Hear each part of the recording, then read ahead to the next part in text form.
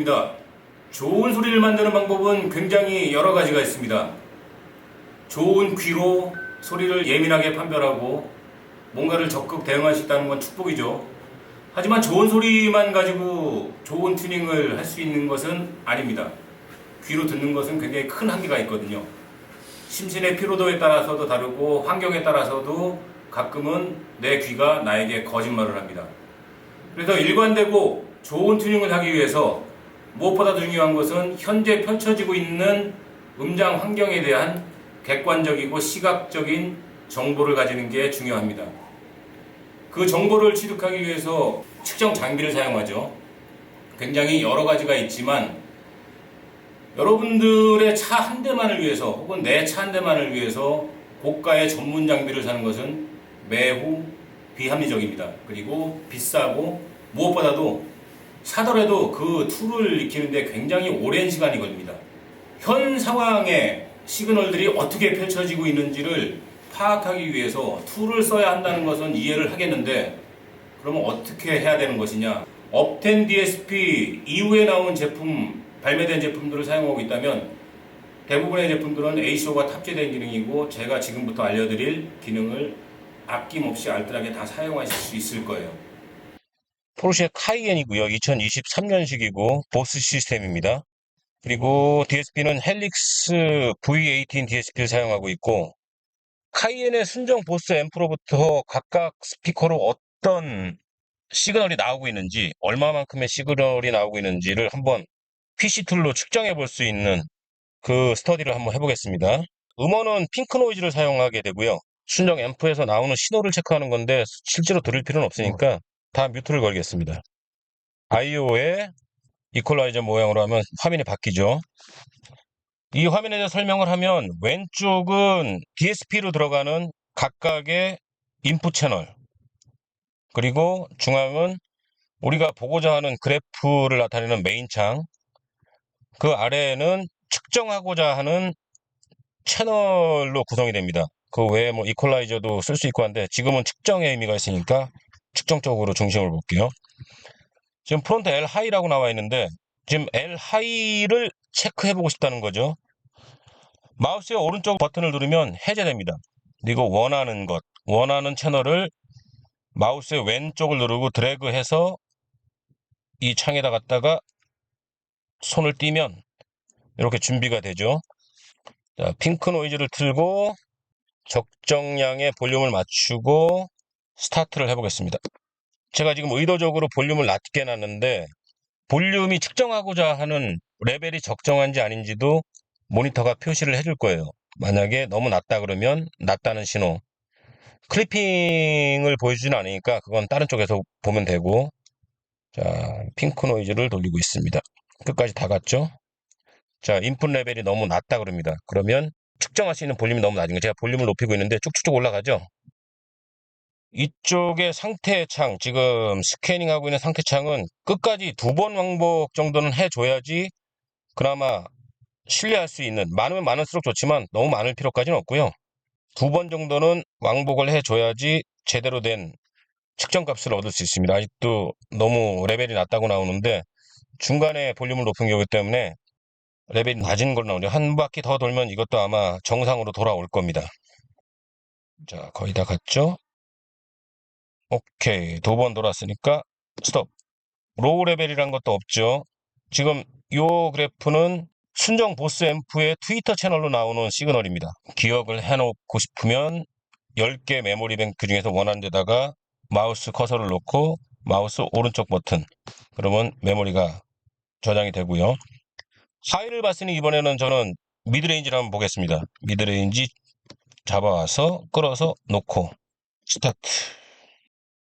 사실 미드레인지 대역이라 그러면 중역에서 고역 어느 중간까지인데 지금 여기에 보시면 저는 측정을 풀레인지 대역을 하고 있어요. 40에서 20kHz까지. 그러니까 시간이 좀 많이 걸리는 거죠.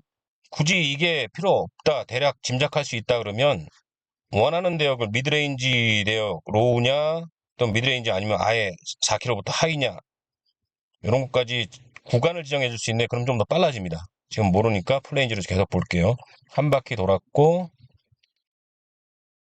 2바퀴 다 돌았습니다. 스톱. 2번에 메모리 할게요. 근데 그래프가 되게 형편없죠? 플레인지럴에서 플랫하게 나올 거라고 생각했는데 전혀 플랫하지가 않죠. 자, 이번엔 미드베이스 한번 볼게요. 미드베이스는 굳이 플레인지까지 볼 필요가 없습니다. 그럼 40에서 500까지 정도 볼까요? 놓고 스타트 해보겠습니다. 이 상태창이 굉장히 빨라질 겁니다. 아까보다. 두 바퀴 돌았으면 스톱. 요거를 3번에 엮겠습니다. 그래프가 형편없어 보이죠? 여기서 되게 많은 걸 읽을 수 있는데 일단 서브우퍼까지는 한번 보겠습니다. 서브우퍼도 다 볼 필요는 없죠. 20에서 200Hz 정도까지만 보면 될 것 같습니다. 자, 스타트.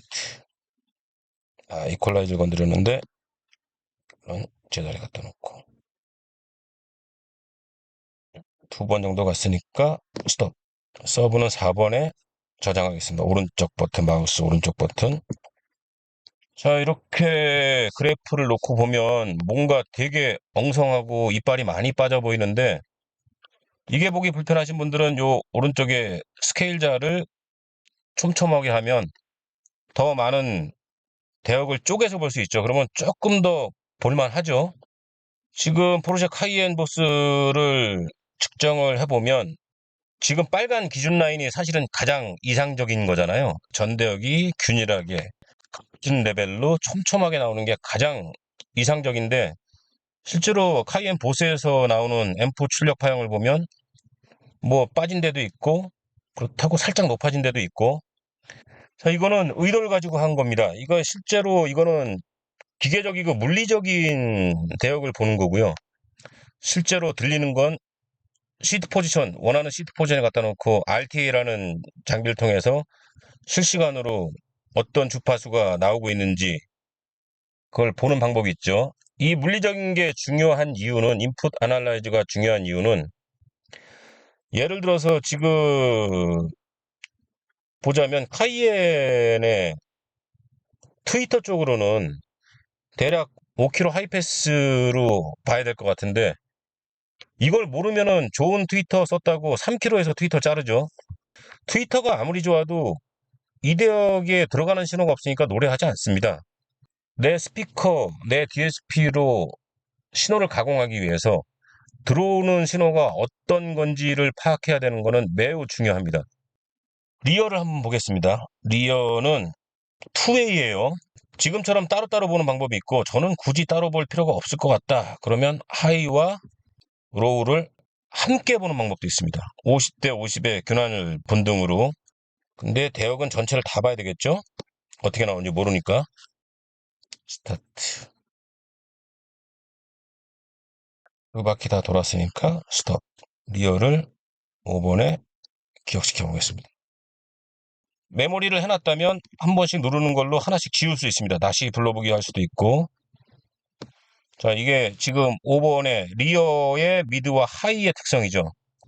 프론트 하이를 오버레이 해볼까요? 프론트의 트위터는 이렇게 충실하게 나오는 반면 리어에는 의도적으로 트위터가 달려있지만 깎아내리고 있네요. 고역을 깎아놨습니다. 미드베이스 대역을 한번 볼까요? 미드레인지 대역도 프론트와 함께 보겠습니다. 미드레인지는 어느 정도 일치 비슷하게 흘러가는데 미드레인지의 하단 대역과 미드베이스의 대역은 리어만 놓고 보자면 의도적으로 굉장히 큰 차이가 나죠. 심지어 미드 베이스 대역이라고 하시는 부분은 굉장히 많이 깎아놨습니다. 이걸 모르고 리어에다가 진짜 좋은 스피커 갖다 놨는데 리어에서는 베이스가 안 나와요. 나오지 말라고 지금 신호를 깎아놨잖아요. 반면에 미드레인지를 보면 베이스 대역하고 미드레인지의 하단이 그대로 다 있습니다. 여기에는 어떤 스피커 갖다 놔도 충실하게 베이스가 나오겠죠. 좋은 트위터를 쓰겠다 그러면 순정 트위터에서 나오는 트위터 신호와 미드레인지 신호를 합산시켜주면 3.2kHz에서 끊어도 되고 좋은 걸로 쓰실 거면은 비드 같은 콘 트위터라면 800에서도 쓸 수 있겠죠. 서라운드와 센터도 한번 보겠습니다. 센터 자, 두 번 돌았으면 스톱. 6번에다가 저장을 하겠습니다. 서라운드는 미드 베이스 대역이 전혀 없기 때문에 400에서 5km까지만 봐도 될 것 같아요. 트위터도 없으니까 확실히 빨라지죠? 저장. 지워볼게요. 그래프가 보던 거하고 좀 다르죠? 400에서 5km까지 구간만 측정이 됐고 나머지 구간은 측정이 안 돼서 그렇습니다. 미드레인지하고 비교를 해보면 뭐 여기에서 어떤 식으로도 좀 떨어지겠죠. 고역도 마찬가지예요. 고역은 트위터가 없으니까 비슷하게 떨어질 겁니다.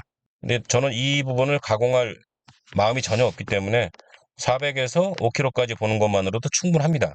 순정 앰프에서 출력되는 모든 채널의 시그널들을 다 측정을 했습니다. 선택적으로 비교를 해서 볼 수 있는 거예요. 다 지우고 좀 미드레인지하고 센터만 비교해 보고 싶다. 센터 스피커하고 미드레인지, 프론트의 미드레인지 스피커는 같은 사이즈의 같은 스피커를 사용하는데도 의도적으로 앰프에서 보내는 신호가 다르죠. 이렇게 해놔서 실제로 듣는 거는 조금 더 이 빨간 플랫 라인에 근접하는 소리가 만들어지겠죠. 스피커가 합쳐지고 여러 개가 동시에 합쳐져서 같은 소리를 내기 때문에 이렇게 함몰되어 있는 부분들, 일부러 의도적으로 깎아놓은 부분들은 어느 정도 살이 채워지게 될 겁니다.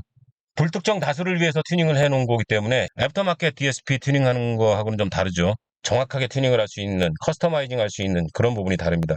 이걸 기록해서 보관하고 싶다 그러면 여기 세이브 그래프가 있습니다. 파일 이름을 지정해줘서 이렇게 저장을 해놓겠습니다. 됐나 볼까요?